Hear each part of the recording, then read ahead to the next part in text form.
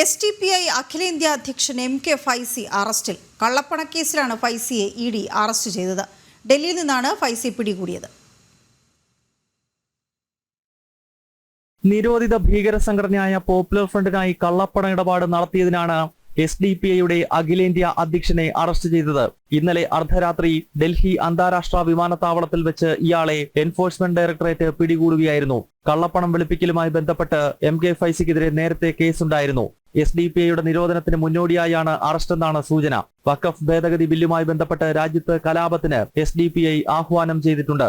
തൃശൂർ പട്ടിക്കാട് സ്വദേശിയായ മുഹമ്മദ് കുട്ടി ഫൈസി ഭീകര സംഘടനയായ സിമി, NDF എന്നിവയിലും പിന്നീട് പോപ്പുലർ ഫ്രണ്ടിലും സജീവമായിരുന്നു. പോപ്പുലർ ഫ്രണ്ടിന്റെ നയരൂപീകരണത്തിൽ നിർണായക പങ്കുവഹിച്ച മുഹമ്മദ് കുട്ടി പിന്നീട് SDPIയുടെ അഖിലേന്ത്യാ ചുമതലകളിലേക്ക് എത്തി. PFIയുടെ നിരോധനത്തിന് മുൻപ് കേന്ദ്ര ഏജൻസികൾ അറസ്റ്റ് ചെയ്യാതിരുന്ന ചുരുക്കം ഭീകരരിൽ ഒരാളാണ് MK ഫൈസി.